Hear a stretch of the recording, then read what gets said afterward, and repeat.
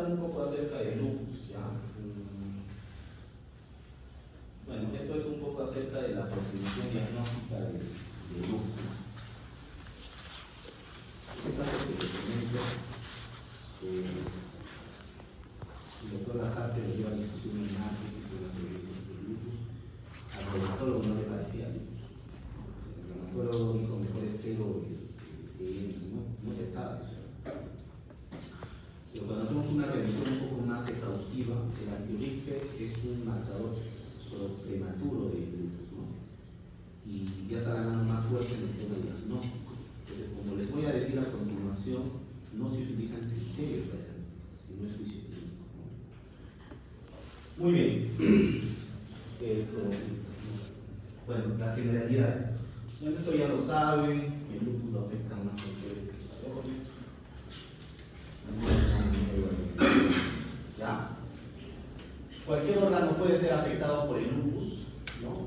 Hay lesión de órgano específico, se llaman enfermedades organoespecíficas o multisistémicas. Acá yo quiero hacerles una aclaración, porque hay muchos que piensan que el lupus siempre va a dar daño dérmico, artralgias, ¿no? Y si no ven eso, no es lupus, ¿ya? Eso también es error de kinder, ¿no? Porque, ¿dónde están los alumnos de mí? ¿Quiénes? Ya hay una paciente Miriam, ¿no? Que tiene PTI, ¿no? Como el de lupus. O sea, su único cuadro por el que empiezo es trombocitopenia. Y eso es lupus. Sin daño de otro órgano, ¿no? Y eso es lo más importante, ¿no? Entonces, lo que quiero hacer esa aclaración es que no siempre el lupus se va a manifestar con daño dermatológico o daño articular. A veces de frente agarra la sangre con anemia hemolítica autoinmune o trombocitopenia inmune y eso ya es lupus. O en algunos casos solo agarra riñón y es lupus, ¿no? Y en los casos también agarra cerebro y eso es neurolupus.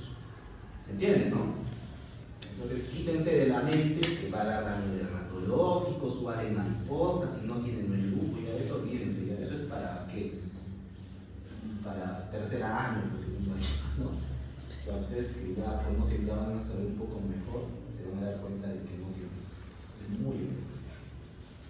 Y lo más clásico es multisistema, o sea, que da daños a los órganos. Por característica, esta es la enfermedad, junto con la AR, las prototipos de daño multisistema. ¿Qué significa criterios de clasificación? Y acá quiero ponerles un ejemplo, ¿ya? ¿Y qué es criterio de diagnóstico? Te pregunto, a ver usted, que estás así medio acalorado. ¿El lupus tiene criterios diagnósticos? ¿Sí o no? Sí, tiene criterios diagnósticos. Sí, dice, otro dice la guía. ¿Tú? ¿Tiene criterios de diagnóstico? No tiene, doctor, ya les he dicho. ¿Qué tiene? Criterios de clasificación. Lo que te dicen las guías son criterios de clasificación, no son criterios de diagnóstico. Les pongo un ejemplo, ya fácil como para que entiendan, ¿no? Imagínense que estamos en un concurso para designar al mejor perro cocker que hay. ¿Conocen los cocker? A ver usted, ¿qué es un cocker? ¿Cómo es la primera característica de los cocker? Orejones, ¿qué más? Medio onduladito, ya que más color. Un poquito café, ¿no? Marroncito, a veces tofis, ¿no? Bastante activos, molestosos, etc. ¿Ya? Si ustedes quieren entrar al concurso a su perro, debería cumplir todas esas características, ¿no? ¿Y qué pasa si, por ejemplo, quiere entrar un schnauzer? ¿Conocen el schnauzer? A ver, ¿cómo es el schnauzer? Plomo. Plomo, ¿qué más? Cola corta. Casi son del mismo corte que el cocker, ¿no? Pero tiene otras características, botón, ¿no? Tiene estos, tiene una barba parecida a Sagasti, pues ya se parece, ¿no? Igual, ¿no? ¿Qué más? No tiene cola larga, es cola corta, se entiende, ¿no? Pero yo digo, el perro, o sea, el schnauzer deja de ser perro por no cumplir los criterios. No, sigue siendo perro.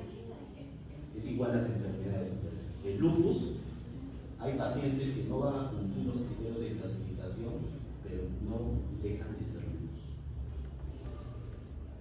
¿Entiende? Ya, eso seguro que les va a volar ahorita el cerebro, porque tal vez van a pensar que todos los pacientes con lupus cumplen esos criterios, no siempre. Hay casos donde no cumplen los criterios de clasificación, sin embargo, por juicio clínico es lupus. Entonces, como bien lo menciona acá, clasificar significa ordenar acá, obviamente para unos fines que generalmente son estudios clínicos, no es para el diagnóstico, no es para el día a día. O sea, ustedes cuando tengan un paciente, ustedes no van a examinar el paciente basado en guías, sería absurdo, ¿no? Tal vez el tratamiento puede ser basado en la guía, etc. Pero el diagnóstico no, eso es un error, ¿no? Porque el paciente es único y debe ser evaluado, ¿no? De acuerdo obviamente a tu criterio clínico. Entonces, los criterios de clasificación son varios, han visto el video, todos tienen similar sensibilidad, resaltan el carácter antisistémico del lupus y esa acumulativa. Sin embargo, y esto debe grabárselo, el diagnóstico es más que solo criterios. A veces no cumplen los criterios y sin embargo es lupus. Y entonces, ¿qué significa el diagnóstico? El diagnóstico significa hacer juicio clínico. ¿Y qué es esto? Significa tres cosas. Primero, que el cuadro encaje con lupus. Segundo, que tengas pruebas a favor de eso. Tercero, que hayas excluido otras posibilidades diagnósticas. Si has tenido esos tres y cuadran para lupus, el diagnóstico es lupus, no hay duda. No es necesario aplicar criterios. ¿Entiendes, no? Acá viene el gran problema. Los criterios de clasificación. ¿Qué dice acá? Iniciar el criterio requerido para la clasificación, ¿no? Porque nadie lee esa palabra, ¿no? Piensan que clasificación es igual a diagnóstico. No, clasificación. Y como nadie lee las guías, ¿no? Malinterpretan las cosas, porque es como cuando te quieren hacer, te hacen firmar un contrato, ¿no? Que hay una letrita chiquita, ¿no? ¿Qué tienen esas letritas chiquitas? A ver tú.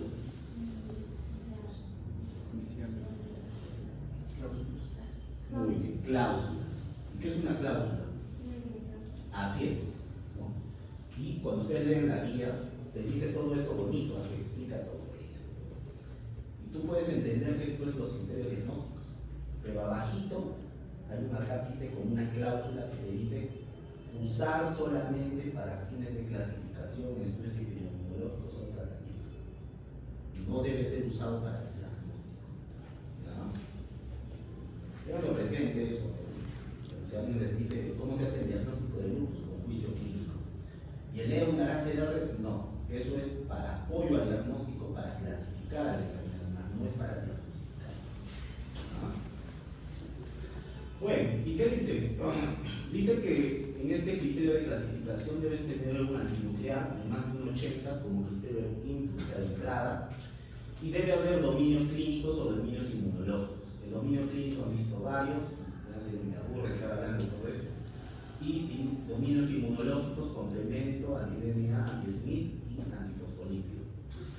Pero la enfermedad no es tan simple, pues, muchachos, porque si no, todos aplicaríamos nuestra tablita, los médicos no diagnosticamos así. En especial los médicos internistas que tienen mucha más experiencia, esto ni lo ven. Entonces, simplemente miran al paciente y dicen, no aplican. ¿Y por qué? Porque ya se sabe, por ejemplo, que los antinucleares más de 1,80, si bien son criterios de entrada, hay pacientes que pueden tener ANA negativo, pueden tener ANAs 1/40 y ser lupus. ¿Ya? Segundo, eso ya se sabe, 20% aproximadamente de los casos. Segundo, acá los dominios son los que por epidemiología se consideran los más frecuentes, pero por ejemplo acá no está el daño hepático, no está el daño intestinal, no está el daño pancreático, por ejemplo, no está incluido por ejemplo el daño cardíaco, tampoco está incluido por ejemplo el daño renal, etc. ¿Se dan cuenta?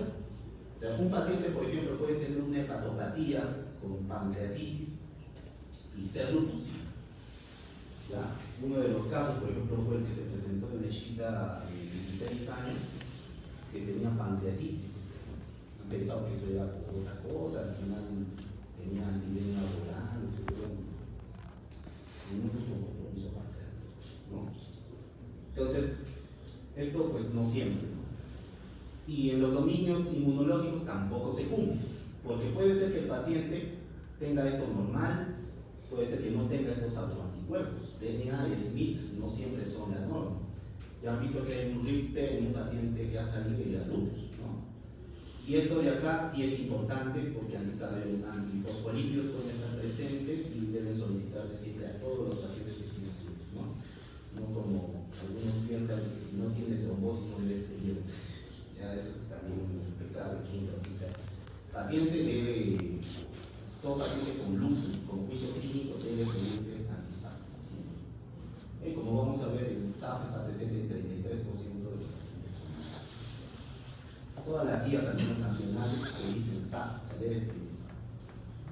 Bien, estas son las manifestaciones más clásicas: fatiga, fiebre, pérdida de peso, artritis, butterfly rash, el rash mariposa. Pero no siempre está presente, por el hecho 54, un gran rango que no va a tener, ¿no? Fotosensibilidad, alopecia, etc. Nefrosis también, gastrointestinal también, daño pulmonar, daño cardíaco, linfadenopático, esplenomegálico, cardiomegálico, psicosis, etc. Todo el daño multisistémico que puede dar el lupus. Estas manos que el cuello de cisne, que son característicos también del lupus, como ven. Esto lo diferencia mucho de AR, ¿no? AR, por ejemplo, ocasiona un daño con flexión de la articulación. En cambio, el lupus da con extensión, ¿no? Eso es una regla clínica de diferencia del examen físico.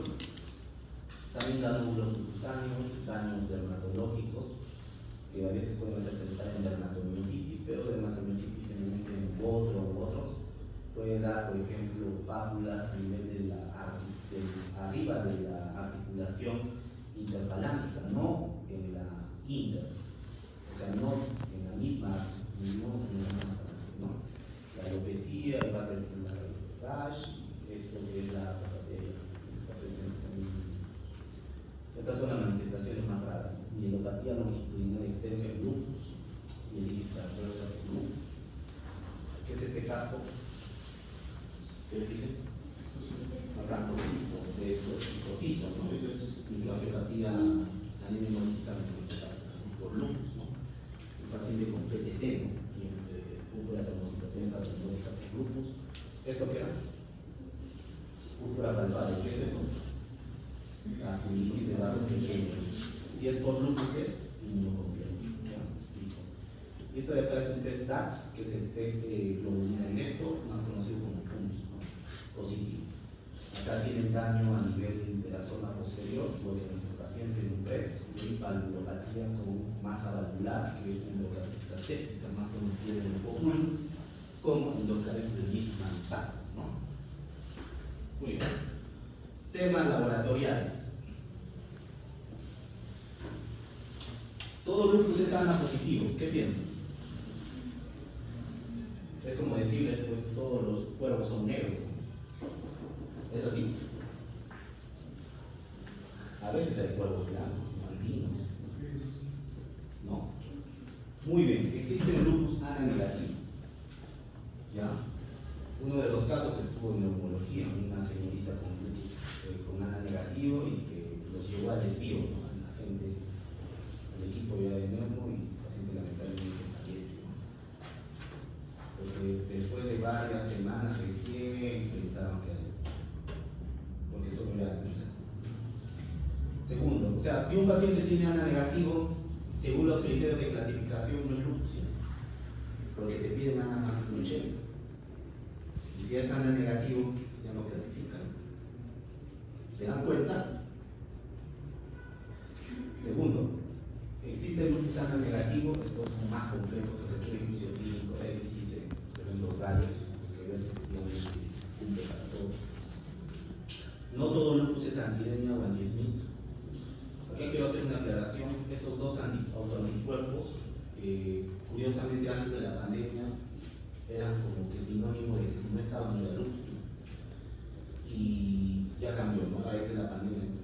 Después de la pandemia empezaron a aparecer casos ya más raros, ¿no? O sea, pacientes con antibióticos elevado, pacientes con antiorrif, antinucleosoma, pacientes, por ejemplo, con antistoma presente, y son lupus.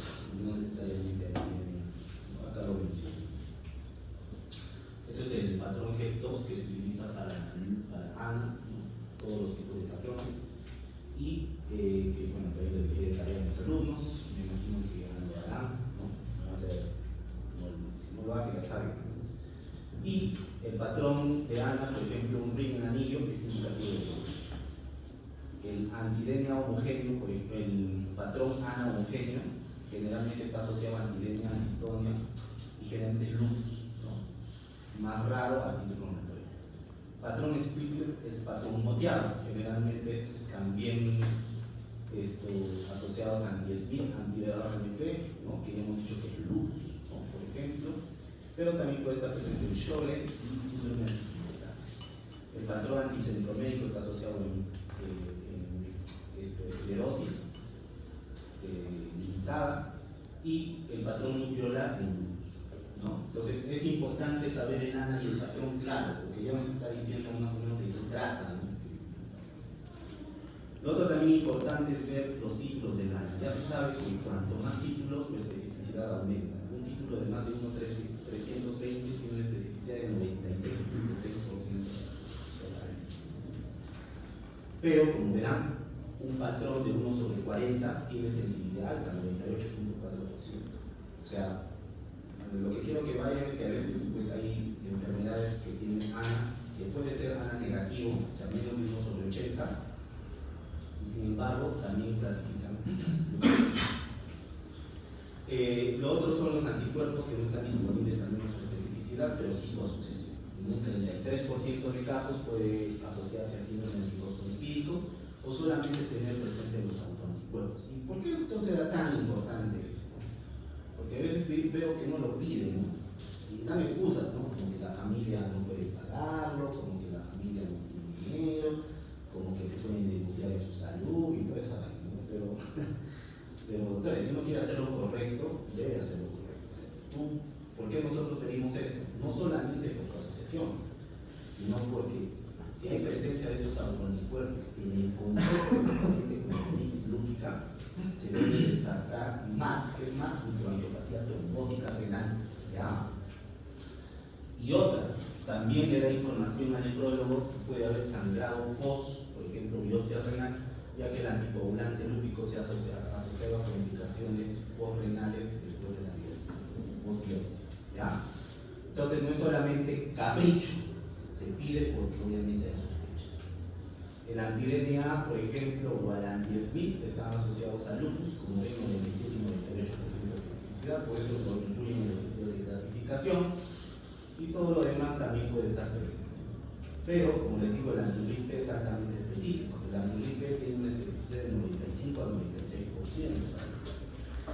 Y no solamente eso, sino la antinucleosoma tiene especificidad de 94%. Tal vez ni sabían la existencia de estos anticuerpos. Y como bien lo menciono acá, el diagnóstico diferencial es amplio. Es la gran simuladora de lupus por excelencia, puede simular también cualquier cosa, igual que generalmente el diferencial es amplio, ¿no? Infecciones, paraneoplasias, etc. El tratamiento. De hecho, obviamente todos los lupus tienen que ir con hidroxicloroquina como tratamiento inmunomodulador, que puede ser entre 200 a 400 miligramos. Generalmente se da en las noches, es el medicamento de hecho que debe ir en el esquema de tratamiento. Lo otro ya depende de si el paciente tiene compromiso severo o no severo. ¿Ya? Hay muchas, a veces, cosas que no se entienden, ¿no? Por ejemplo, doctora, ¿qué decimos severo? Y aplican su idea. No, eso no. ¿Ya? O sea, severo es cuando afecta un órgano que puede matar. Por ejemplo, el cerebro, te dan neurolupus, eso ya es severo. O sea, no vas a aplicar tu idea, eso es severo. Si tienes, por ejemplo, carditis, eso es severo. Si tienes mononeuritis múltiple, eso es severo. Si tienes nefritis múltiple, eso es severo. Hemorragia alveolar, severo. ¿No? O sea, ahí no vas a aplicar tu idea, no, diferente eso. Y cuando es severo, debe ser tratado con altas dosis de corticoides, que son pulsos, ¿no? Que van de 250 a 1 gramo, ¿no? Y asociado a un medicamento, que en este caso es un inmunosupresor como ciclofosfamida, ¿no? Que generalmente va en una dosis de 500 a 1 gramo por metro cuadrado. ¿Qué más? También icofenolato se puede considerar dentro del esquema para cuadros severos, ¿no? Y lo que nunca debe fallar es que para cuadros severos también se incluye belimumab, ¿no? Que es un anticuerpo monoclonal dirigido contra los ciclorris, ¿no? Que ya está parte del esquema de tratamiento triple para pacientes con nefritis lúpica. ¿Ya? Rituximab, por ejemplo, se incluye en casos de refractariedad, por ejemplo, en enfermedades hematológicas, PTI, por ejemplo, o por ejemplo, anemia hemolítica o lupus. Pero cuando es leve o moderado, solamente es corticoide en alta dosis, que generalmente es corti más de, o sea, 1 miligramo por kilo de peso, o tal vez más de 7 mg por día, asociado a metotrexate o micofenolato, dependiendo del tipo de compuesto. ¿Ya? Rituximab generalmente solo se reserva, que es un anti-CD20, para casos de refractariedad, y en general es un medicamento leve, aunque esto ya también está cambiando, ¿no? Porque ya han aparecido otros monoclonales más potentes anti-CD20 como obinutuzumab, que es un medicamento que permite mejorar, ¿no?, la mortalidad en el por lupus. Probablemente va a ser ya en la terapia estándar de tratamiento, ¿no?, de nefritis por lupus. ¿Ya? Bien, no sé si alguien tiene alguna pregunta. Hay varias cosas hay que decir.